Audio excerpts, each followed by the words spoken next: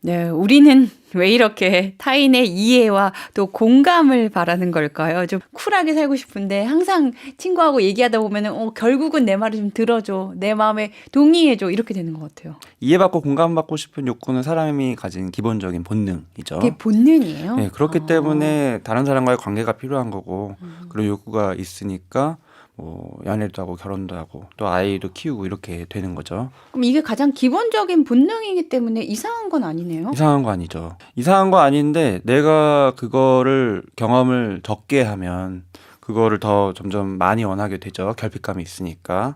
근데 또 많은 분들이 역시나 여기서 느껴지는 그런 결핍감이 네. 또 불편하기 때문에 또 내 쪽으로 탓을 하게 되죠. 사실은 그런 본능이 있다. 이걸 인정하고 들어가는 게 오히려 편해질 수 있는 조금 더 빠른 길인 것 같습니다. 왜 그래도 가장 친밀한 관계, 그러니까 부부 같은 관계도 남편한테 더 이해받고 싶고 더 인정받고 싶을 때가 있잖아요. 남편하고 나만 아는 게 우리 아이 얘기니까요. 네, 근데 여기서 공감받지 못하면 또 이게 다툼으로 이어지더라고요. 그렇죠. 그게 보통은 부부 싸움의 가장 큰 원인인 것 원인. 같고 네네. 실제로 이제 아이 키우면서 우리의 어떤 마음의 이 방향은 항상 아이를 이해하고 아이를 공감해 줘야 되고 이런 의무감으로 꽉 차게 되죠. 네네. 근데 그러면 그럴수록 나 자신은 역시나 헤아리지 못하고 내가 이렇게 누군가를 이해해주고 공감해주려고 노력하는데 나한테 돌아오는 거는 없어. 네. 아이는 자기만 아니까. 네. 그렇다고 내가 이렇게 애쓰고 있고 이렇게 힘들어하는 거를 또 옆에서 위로해주고 공감해주면 너무 좋은데 그것도 없어. 이런 식으로 계속 마음속에서 이 아쉬움과 뭔가 불만이 쌓여가는 거고 아까 말씀하셨다시피 남편은 그런 역할을 할 수 있는 가장 중요한 존재죠. 옆에 네네. 가장 오래 있고 하기 때문에 그렇기 때문에 실제로 육아우울증의 원인이자 그거를 예방할 수 있는 제일 중요한 게 남편의 그런 정서적인 지지가 있고 없고 너무 중요한 것 같아요. 인정과 네. 공감. 근데 그게 너무 부족한 게 현실이다. 우선은 좀 이해하고 공감해 주는 걸 서로 해야지. 서로 받으려고 하면은 불만족스럽고 쌓이고 그러다가 다툼으로 터지게 되는 경우가 많은 것 같습니다. 그러면 그럴 때도 좀 대화를 나눠야 되나요? 남편하고? 대화를 나누는 건데 대화가 되게 중요한 게 대화는 감정이에요. 대화가 무슨 업무처럼 여기는 분들이 많은 것 같아요. 그래서 업무는 우리가 문제를 찾아서 문제 해결하고 이런 식으로 처리하는 게 업무잖아요. 네. 보고하고. 그래서 보통은 부부 사이에 대화를 하게 되면은 우리 아이가 오늘 무슨 일이 있었는지, 네. 그다음에 뭐 이제 학원이나 이런 것들 결제받아야 될 때 네, 네. 그런 얘기들을 이제 보고하고 이게 필요하대. 어디서 봤어? 그럼 맘카페에서 봤어. 이러면 이제 남편분이 거기서부터 이제 의심이 이제 들면서 그다음에 라떼는 중학교 때까지 하나도 안 해도 다 한 번에 하면 된다. 서로 이제 여러 가지 입장 차이가 있는 건데 이 상황에 대해서 그 안에 있는 감정을 다루지 않고 보고하고 결제받고 누가 맞냐 이런 논리적인 대화를 하다 보면은 네. 부부 사이에는 문제가 될 수밖에 없어요. 왜냐하면은 부부가 대화하는 가장 중요한 이유는 문제를 해결하기 위해서가 아니라 관계를 계속 유지하기 위해서인 거죠. 그래서 관계를 위한 대화를 할 때 되게 중요한 거는 이 업무와는 정반대의 프로세스가 필요해요. 논리 이런 거 필요 없고요. 감정에 포커스를 맞춰야 되고 너무 중요한 예, 얘기네요. 그래서 대화를 할 때도 예를 들어서 이것도 해야 돼. 학습지 어디서 봤어? 뭐 맘카페에서 봤어. 그러면 그때 어떤 마음이 들었어? 이런 식으로 대화를 해주면 너무 좋죠. 그때 어떤 마음이 예, 들었어? 당연히 불안했겠죠. 불안했다고 나는 지금 이런 거 하나도 모르고 있었는데 다 시키는 것 같고 이제 또 미래가 쫙 펼쳐지잖아요. 이러다가 점점 격차가 벌어져서 어떻게 될까 봐. 네, 맞아요. 이런 감정들을 이제 얘기하는 거고. 그러면 또 남편 입장에서는 그걸 감정을 또 감정으로 받아야 되는데 또 팩트로 받을 수가 있어요. 지금 이거는 대세에 지장 없다. 그런 자기의 논리를 계속 펼칠 수도 있고. 네. 그러면 대화가 안 되는 거예요. 그 불안한 마음, 그 불편한 마음을 그대로 받아서 그랬겠구나.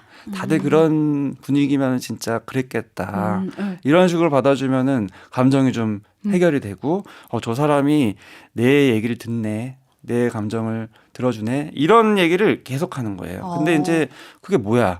그래서 뭐가 해결돼? 이런 식으로 생각하시는 분도 있을 수 있거든요. 네. 근데 그게 너무 중요한 대화고 이런 거를 평소에 해야 돼요.